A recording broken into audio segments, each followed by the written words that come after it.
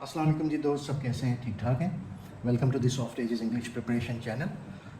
आज हम एक और बहुत ही यूज़फुल और प्रैक्टिकल टॉपिक पे बात करेंगे जो ज़्यादातर लर्नर्स को कंफ्यूज करता है। इस सेक्शन की प्रीवियस वीडियो भी मैंने पोस्ट की हुई है कि हम कॉमन इंग्लिश मिस्टेक्स क्या करते हैं। आज इसी को थोड़ा सा और बढ़ाएंगे और मैं आपको बताऊंगा कि common vocabulary mistakes in English क्या होता है।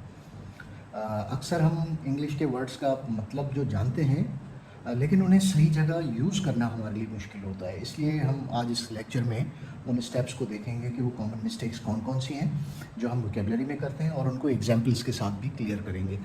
लेकिन आगे बढ़ने से पहले मैं आपसे रिक्वेस्ट करूंगा कि मेरे channel Soft Edges English preparation को ज्वाइन करें। मेरा पेज फेसबुक पर भी मौजूद है और आप यूट्यूब पर भी मुझे सब्सक्राइब कर सकते हैं, अपने फ्रेंड्स एंड फैमिली के साथ भी शेयर कर सकते हैं ताकि आपको मैं ईज़िली लेक्चर्स की सूरत में इंग्लिश के मुख्तलिफ टॉपिक से रोशनदाज करा सकूँ, पढ़ा सकूँ, सिखा सकूँ।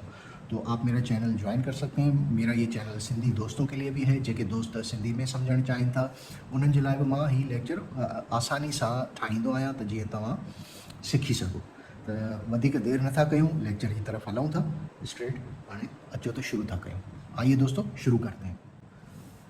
तो आज हम शुरू करेंगे कॉमन मिस्टेक्स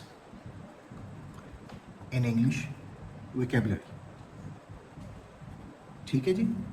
इंग्लिश वोकैबुलरी में कॉमन मिस्टेक्स क्या क्या होती हैं मैं आपको बता चुका हूँ कि कई दफ़ा वर्ड्स का इस्तेमाल हमारा गलत हो जाता है। That's why it gives a kind of wrong impression while we speak और यूज़ राइट इंग्लिश। ठीक है। सो पहला हमारा ऑप्शन हम जो आज सीखेंगे वो ये है कि रॉन्ग चॉइस ऑफ वर्ड्स, जो कि मैं अभी बता चुका हूँ। रॉन्ग चॉइस ऑफ वर्ड्स क्या होती है कि दुरुस्त जगह पर दुरुस्त अल्फाज इस्तेमाल ना करने को रॉन्ग चॉइस ऑफ वर्ड्स कहा जाता है। से फॉर एग्जांपल एक बहुत ही कंफ्यूजिंग वर्ड है, मैं आपको पहले गलत मिसाल दूंगा और उसके बाद उसको दुरुस्त करने का भी तरीका बताऊंगा। आई gave him a good advice. I gave him a good advice. अब गौर कीजिए, एडवाइस एस से लिखा है। Advice is a verb. ठीक है। एडवाइस इज़ अ वर्ब जो कि यहाँ पर इस जुमले की कंस्ट्रक्शन में एज ए नाउन आना चाहिए। तो क्या होगा? I gave him a good advice. सी से यूज़ करेंगे। ठीक है। सी से लिखा गया एडवाइस नाउन होता है। दूसरी एग्जाम्पल ले लें, पहले मैं गलत बताऊंगा आपको। He is my cousin brother. अब कज़न ब्रदर, ब्रदर ब्रदर होता है, कज़न कज़न होता है, दोनों को साथ लिखना गलत हो जाएगा। इसलिए he is my cousin, just my cousin. अब वो मैटरनल कज़न हो या पैटर्नल कज़न हो, मैटरनल या paternal doesn't matter, he is cousin. बाद में आप एक्सप्लेन करने के लिए ये चीज़ बता सकते हैं। इसी तरह से she is my real sister. Unreal भी होती है क्या? नहीं होती। तो यूज़ कैसे करें, क्यों करें यूज़? ये गलत हो गया। She is my sister, simple. Keep it simple. आप जितना आसान रखेंगे उतना ही आपके लिए ये एक्सप्लेन करने में आसानी रहेगी। ठीक है। इंग्लिश में अननेसेसरी या रॉन्ग फॉर्म्स यूज़ करना सेंटेंस को वीक बना देता है। This is the reason for which we have to understand कि कौन सा वर्ड दुरुस्त है, कौन सा गलत है। ठीक है। जब आप बस एक सही वर्ड चूज़ करेंगे तो सेंटेंस नेचुरली प्रोफेशनल लगेगा। ठीक है। तो ये हो गया इसका फर्स्ट पार्ट। अब इसी तरह से एक और ऑप्शन है जिसमें हम वर्ड्स को कंफ्यूज कर देते हैं। ठीक है। एक जैसे जो अल्फाज होते हैं, सिमिलर वर्ड्स। ठीक है। एक जैसे मिलते जुलते अल्फाज जो है ना, हम उनको क्या करते हैं, बहुत सिमिलर लगते हैं लेकिन अक्सर उनका कंटेक्स्ट अलग होता है। पहले गलत मिसाल देते हैं। She is living in hostel for 3 years। ठीक है। She is living in hostel for 3 years। अब यहाँ पे गड़बड़ी हो गई। करेक्ट क्या होना चाहिए? She is living means this present situation को एक्सप्लेन कर रहा है, तो she has been living in hostel for 3 years। ठीक है। याद रखें, जब हम नंबर को बताते हैं, नंबर स्ट्रेट नंबर बताते हैं तो नंबर के साथ फॉर यूज़ होता है, अदरवाइज सिंस यूज़ किया जाता है। ठीक है। इसी तरह से एक और मिसाल ले लें। ही बोरोड मी सम मनी। ही बोरोड मी सम मनी। उसने मुझसे कुछ पैसे उधार लिए, लेकिन ये गलत है, ठीक है, ये गलत है। Borrowed me, borrowed from me तो हो सकता है कि उसने मुझसे पैसे उधार लिए, लेकिन यहाँ पे कंटेक्स्ट क्या बन रहा है, इसका कंटेक्स्ट बन रहा है उसने मुझे उधार दिए। बोरोड मी मतलब उधार दिए, तो इसका करेक्ट होगा ही लेंट मी सम मनी, उसने मुझे कुछ पैसे उधार दिए। अब इसी तरह से गलत हो गया, आई am very sensible about this matter. अब लिखना क्या चाहता था, लिखना कुछ और चाहता था, लेकिन इसने सेंसिटिव लिख दिया, सेंसिबल लिख दिया। अब लिखना चाहता था sensitive, I am very sensitive about this matter. हसास हूँ या दानिशमंद हूँ, जुमले दोनों करेक्ट है, डिपेंड करता है कि आपका कंटेक्स्ट क्या कहता है इस हवाले से, ठीक है। आजकल एक और जो जुमला गलत कहा जाता है, लेट अस द डॉक्टर, ठीक है, ये बहुत ही कॉमन मिस्टेक है। Let us concern the doctor, concern the doctor, concern नहीं होता, ये होता है let us consult the doctor. ना सिर्फ दोस्त लोग इसका प्रोनाउंसिएशन गलत कर देते हैं, बल्कि जुमले को समझते भी गलत हैं। और कंसल्ट, कंसल्ट का मतलब होता है मशवरा करना, कंसर्न का मतलब होता है परेशान। Concern, I am very much concern about this, मैं इस हवाले से बहुत परेशान हूँ, तशवीश में मुब्तला होना, ठीक है। तो ये दूसरा आपका ऑप्शन हो गया कि common mistakes in English vocabulary क्या होती हैं कि हम wrong choice of words use करते हैं, confusing similar words, concern, consult, sensible, sensitive, ठीक है, बोरोड, लेंट, इसी तरह से she is living, she has been living, तो ये कंफ्यूज करते हैं इस तरह के अल्फाज। आगे चलते हैं। ये मिस्टेक्स बेसिकली ज़्यादातर तब होती है जब स्टूडेंट्स उर्दू को डायरेक्ट ट्रांसलेट करते हैं। मेरा पिछला अगर आप लेक्चर देखेंगे तो आई कार्ड में मैं आपको बता दूंगा कि जब आप डायरेक्ट ट्रांसलेट करेंगे चीज़ों को तो आपके लिए मिस्टेक्स होंगी। तो मेरा लेक्चर ज़रूर देखिएगा कि how to think in English, English में सोचने का तरीका क्या है। जब आप उर्दू में सोच के अंग्रेज़ी में ट्रांसलेट करते हैं, that creates a problem. Her word का अपना यूज़ होता है जो कंटेक्स्ट के साथ समझना ज़रूरी है। अब आते हैं तीसरे ऑप्शन की तरफ, रॉन्ग प्रिपोजिशंस, ठीक है। रॉन्ग प्रिपोजिशंस, रॉन्ग प्रिपोजिशंस क्या होती है, प्रिपोजिशंस की छोटी सी गलती सेंटेंस को मतलब उनका सेंस चेंज कर देती है। से फॉर एग्जाम्पल मैं आपको पहले रॉन्ग देता हूँ, आई एम मैरिड विथ हर। अब देखा जाए तो आई एम मैरिड विथ हर, मैं उसके साथ शादी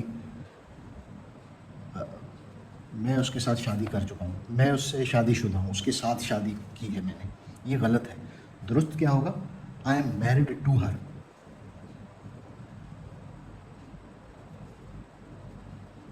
ठीक है। इसी तरह से एक और जुमला देखें, he is good in English, ये मिसाल पहले भी दे चुका हूँ मैं आपको, he is good in English. अब बात वही है कि जब आप उर्दू से अंग्रेज़ी में तर्जुमा करेंगे दिमाग में, जहन में, तब जुमले गड़बड़ हो जाते हैं। ही इज़ गुड इन इंग्लिश अंग्रेज़ी में बड़ा अच्छा है, अंग्रेज़ी में बड़ा अच्छा है कहना उर्दू में तो सही है, लेकिन उससे अंग्रेज़ी पर उबूर हासिल है। ही इज़ गुड एट इंग्लिश, ठीक है, ये दुरुस्त है, उबूर हासिल है। She is angry on me, वो मुझ पर नाराज़ है, ये वो मुझ पर गुस्सा है। एंग्री ऑन मी गलत है, she is angry with me. देखें, दुरुस्त जो प्रपोजिशन होगा वही जुमले को प्रॉपर और स्ट्रक्चर्ड बनाएगा। इसी तरह से चौथा हमारा जो है वो रिडंडेंसी में आता है कि बार बार वही चीज़ें इस्तेमाल करना, रिडंडेंसी इन वोकैबुलरी, बार बार वही अल्फाज यूज़ करना। देखिए, जब हम रॉन्ग प्रपोजिशंस यूज़ करते हैं तो इंग्लिश में हर वर्ब या हर एडजेक्टिव के साथ एक फिक्स्ड प्रपोजिशन ज़रूर इस्तेमाल होता है, इसलिए गुड एट या फिर एंग्री विथ या फिर मैरिड टू को याद रखना ज़रूरी है कि कौन सा प्रपोजिशन कहाँ पर फिक्स होगा। इसी तरह से रिडंडेंसी में भी आपने ख्याल रखना होता है कि बार बार वही चीज़ें इस्तेमाल नहीं करनी चाहिए जो कि एक सेंटेंस का स्ट्रक्चर बिगाड़ दें। स्टूडेंट्स अननेसेसरी वर्ड्स ऐड कर देते हैं जो इंग्लिश में ज़रूरी होते ही नहीं हैं। शी या he return back to the office, return back to the office मतलब रिटर्न जब लग गया तो बैक तो ऑफ कोर्स अंडरस्टूड बात हो गई, तो पहले गलत, she returned back to office. अब ये रिडंडेंसी है, रिटर्न्ड बैक, रिटर्न का मतलब ही वापस आना है, बैक कहाँ जाएगा, बैक ख़त्म हो जाएगा अल्टीमेटली। तो इसका दुरुस्त क्या होगा, इसका दुरुस्त होगा she returned to the office.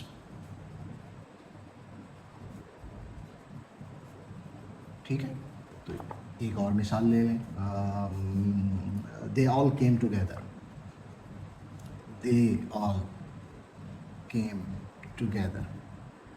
अब यहाँ पे क्या गड़बड़ है, दे ऑल, दे कौन, वो लोग साथ वापस आए, दुरुस्त क्या होगा, दे केम टुगेदर।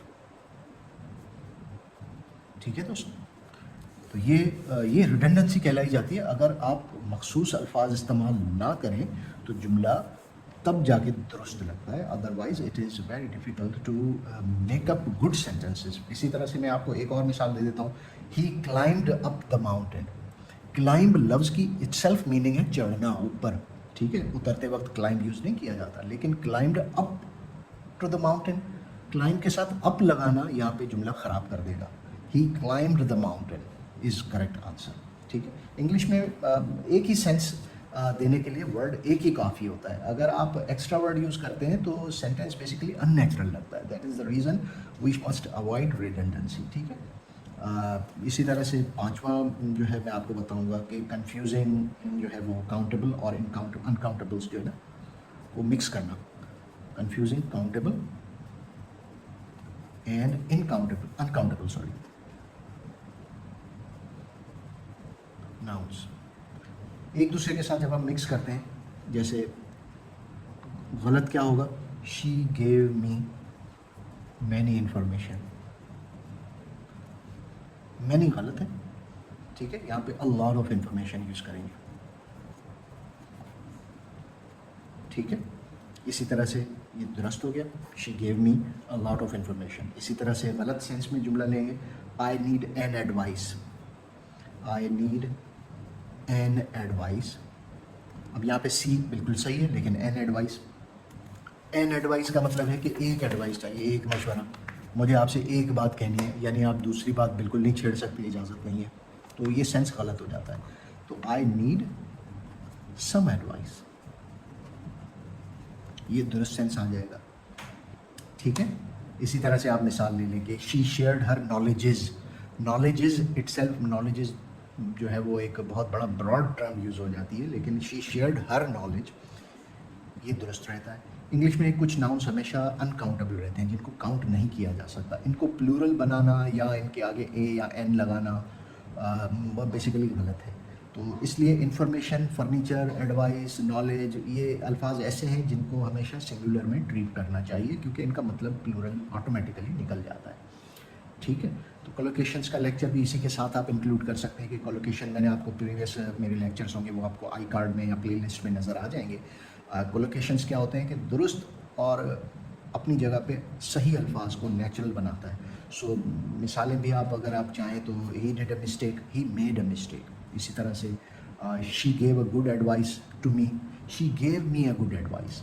इसी तरह से he made his homework, he did his homework. मेरा प्रीवियस लेक्चर देखेंगे तो कोलोकेशंस आपको मिल जाएगा। और छठा जो है ना वो इसी सेंस में कोलोकेशंस वाज पार्ट ऑफ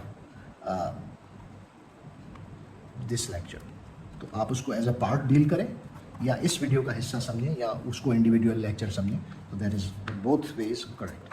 तो ये कोलोकेशंस जो है वो गलत यूज़ करते हैं क्योंकि बहुत awkward लगता है, जो right word for the right sentence.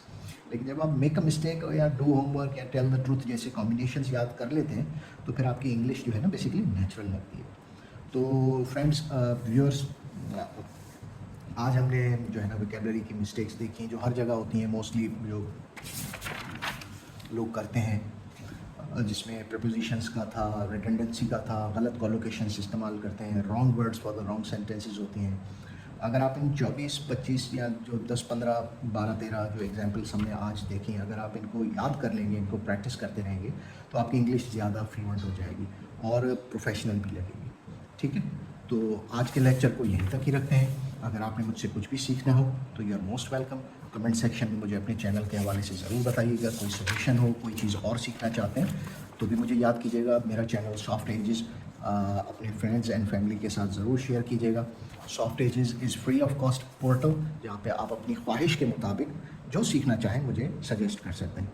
अगली वीडियो तक के लिए मुझे इजाज़त दीजिए, फिर मिलेंगे सॉफ्ट एजेस पर। तब तक के लिए खुदा हाफिज़। पाकिस्तान जिंदाबाद।